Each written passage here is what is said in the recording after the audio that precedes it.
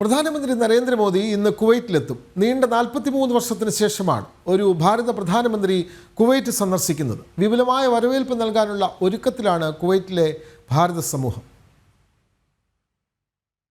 11:30ഓടെയാണ് പ്രധാനമന്ത്രി നരേന്ദ്രമോദി അമീരി വിമാനത്താവളത്തിൽ എത്തിച്ചേരുന്നത്. ഉച്ചയോടെ റജീസ് ഹോട്ടലിൽ ബിസിനസ് കൗൺസിലും മറ്റ് ഇതര സംഘടനകളുടെ നേതൃത്വത്തിൽ നടക്കുന്ന വെൽക്കം മോദി പരിപാടിയിൽ പ്രധാനമന്ത്രി പങ്കെടുക്കും.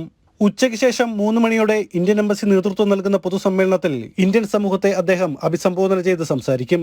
സബ അൽ സാലേമിലെ അലി സബ അൽ സാലേം സ്റ്റേഡിയത്തിൽ വർണ്ണശബളമായ ആഘോഷ പരിപാടികളാണ് ഇന്ത്യൻ സമൂഹം ഒരുക്കിയിരിക്കുന്നത്. കുവൈറ്റിൽ ആരംഭിക്കുന്ന 26ാമത് Arabian gulf cup football championship മത്സരങ്ങളുടെ ഉദ്ഘാടന വേദിയിൽ നരേന്ദ്രമോദി മുഖ്യാതിഥിയായി പങ്കെടുക്കും. 7 മണിയോടെ നടക്കുന്ന ഉദ്ഘാടന ചടങ്ങിൽ വിവിധ രാഷ്ട്ര നേതാക്കളും പങ്കെടുക്കുന്നുണ്ട്. 2 ദിവസത്തെ ഔദ്യോഗിക സന്ദർശനത്തിനെത്തുന്ന പ്രധാനമന്ത്രി കുവൈറ്റ് അമീർ ഉൾപ്പെടെയുള്ള ഉന്നത നേതാക്കളുമായി കൂടിക്കാഴ്ച നടത്തും. 43 വർഷങ്ങൾക്ക് ശേഷം ഒരു പ്രധാനമന്ത്രി കുവൈറ്റ് സന്ദർശിക്കുന്നുവെന്ന ചരിത്രം കുറിച്ചുകൊണ്ടാണ് നരേന്ദ്രമോദി കുവൈറ്റിലെത്തുന്നത്. സുജിത് സുരേശൻ, ജനം, കുവൈറ്റ്.